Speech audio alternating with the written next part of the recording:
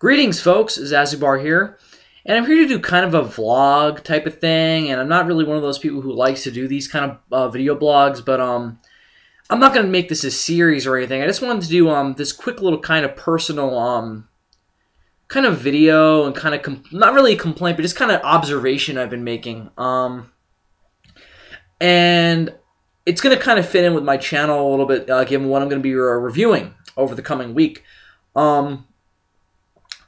As many of you know, I'm one of the contestants on a show called Who Reviews the Reviewers, which is an internet show run by the channel Geekvolution. And it is now round 5, and I am going to be reviewing Batman Beyond Return of the Joker as my next entry video. And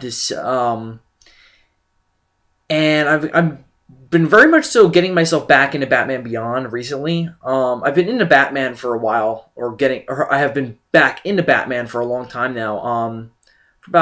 Ever since the summer, I got back into Batman and have been pretty much absorbed in it ever since. And I only recently got the entire Batman Beyond series on DVD after getting the entire Batman animated series. And I remember Batman Beyond being very good, so I got that too. But then I heard that there was a recent comic book series, monthly, that had been done by DC. And I was really excited because, to my knowledge, there haven't been any Batman Beyond comics. And, there's very little left to do in terms of animation with Terry McGinnis in the Batman Beyond universe. So I think it's awesome that DC decided to do this. And they got a really fantastic writer named Adam Beechin. And he wrote a fantastic 6-part miniseries called Batman Beyond Hush Beyond, which was a Beyond kind of a story based on a very famous Batman story arc called Batman Hush, which I personally haven't read yet because I haven't heard the best of things about it, but this was really good. I'm not going to review it here. I'm just going to say I enjoyed it. And now I want to read Batman Hush, but really enjoyed Batman Beyond Hush.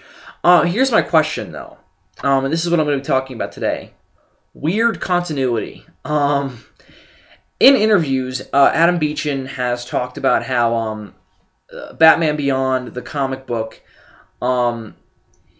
is a potential future for the DC Universe. It's not the set future for the DC Universe. It's kind of like Marvel's 2099.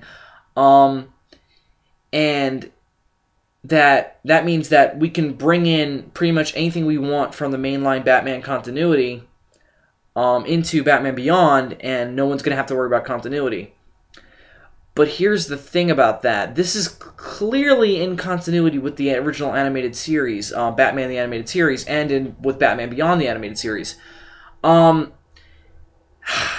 it's weird, to say the least. And I know continuity shouldn't be the biggest kind of thing with comics, especially with miniseries. But of course, Batman Beyond did become a regular monthly, but I'll get into that in a minute. With a miniseries, though, it is kind of forgivable since it's not really like going to continue on. So it's just nice to tell a self-contained story. And Adam Beechin told a great self-contained story. It's just weird, though. And in the miniseries, it was okay, though. And here's why.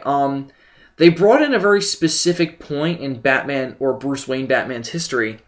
And given what happened in the animated series, and how kind of vast it was in terms of time span, I mean, when the show opens, Batman's already been around for 10 years. So there's lots of room, so to speak, for stuff to happen that we don't see on television that could have potentially happened in the comics.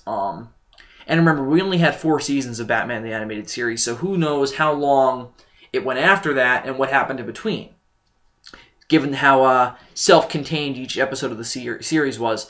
So bringing in the whole Hush thing I was okay with, because I was like, okay, this could have happened, but we didn't see it happen, so that's fine. It's all explained in the comics, so that's fine. Then we jump over to the monthly, Batman Beyond, also written by Adam Beechin. It's all collected in a trade called Batman Beyond Industrial Revolution, which is also very good. Now, when I complain about what I'm about to complain about, it has nothing to do with the book's quality. Batman Beyond is a fantastic book. It just got relaunched, so to speak, with the DC New 52 called Batman Beyond Unlimited, and I haven't picked it up yet since my comic shop sold out the day I went to pick it up. So I'm gonna have to wait until they reprint it or get a new shipment of it. I don't know how it works, but I'll get it somehow. But now we're in the monthly Industrial Revolution, and we come to a problem. First, when the book starts, it's fine, because it's mostly dealing with stuff that both happened in Batman Beyond and stuff that happened in the whole Bruce Timm animated DC universe. So that's fine then. The first 2 issues, I mean. Since it was basically just talking about the Justice League. And also, just like Batman the Animated Series, the Justice League the Justice League cartoon, I mean, vasted a long time span. So stuff could happen there that we didn't see. So I was fine with the first 2 issues. But then we jump into issue 3, I think it is. In the comic, somewhere in the comic, Batman Incorporated is mentioned, which is a recent event in Batman history, which was created by Grant Morrison. It recently happened. Now we're getting to the point where I'm starting to have a lot of doubts about this continuity. And it's only off, and I hate to say this because I don't like continuity to ruin something for me, but it's very off-putting to read Batman Beyond and be so familiar with it, and then we bring in Batman Incorporated. It's just weird. And am I supposed to also believe that at a point Dick Grayson was Batman? What? And then we run into another problem. Did Damian Wayne ever exist? I'm confused, and it's a little off-putting. Now, the one thing that I can kind of make this okay is the idea that maybe what Adam Beechen is doing is taking what he wants from the main Batman mythos and just putting it into the Beyond universe. That's okay, I guess. Again, it's a little confusing. And the way that it's revealed doesn't help. I'm not going to give it away, though, since it's a cool issue.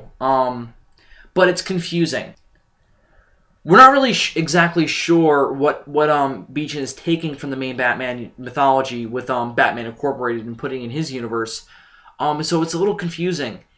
So we don't know if Dick Grayson was even Batman, or if he was just Nightwing, and it's confusing. And also, it doesn't help that the continuity that we know happened is that there were only 2 Robins, Dick Grayson and Tim Drake. There couldn't have been a Damian Wayne, and there couldn't have been a Jason Todd. That's the one thing I really hope he doesn't do, is bring in Jason Todd, because there's no way there was a Jason Todd. The gap between Dick and Tim was pretty small and pretty filled with episodes, so if they bring in Jason Todd, I'm going to be very much so, I don't want to say angry, but I'm going to be put off even more. So yeah, it's weird continuity, it's a little off-putting, but it doesn't really hurt the book.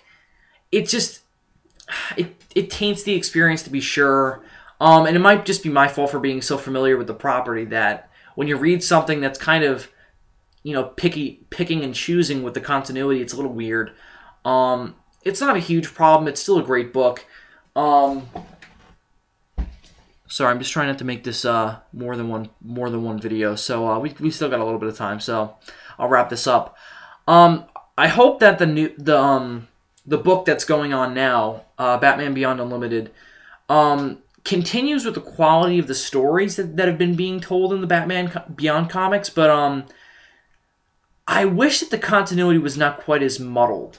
It would certainly make the reading experience a little bit more comfortable and a little less off-putting. Because it kind of takes me out of the story when I have to think about how much of continuity are we taking here. Was Dick Grayson Batman? Is there a Damian Wayne? you know, what's going on. And if there was a Damian Wayne, that would completely ruin what was established in the Justice League Unlimited episode Epilogue, where we learned that Terry McGinnis is actually Bruce Wayne's son. So that would be weird, but I don't think that's what Beechin's going to do. I think, because this has never been said, that he's just kind of taking what he wants and putting it into the Beyond universe. That's fine. But the problem is then that if we're going to have Batman Incorporated, that means at one point Batman died. So it's a little weird. I guess it's my fault for overthinking and being so familiar with Batman. I don't know. So thank you very much for listening to me ramble. If you guys like this, maybe I'll do more of these video logs when I have something to talk about. So yeah, Wierd Continuity. Don't do it, kids. That's pretty much all I have to say. Zazubar out.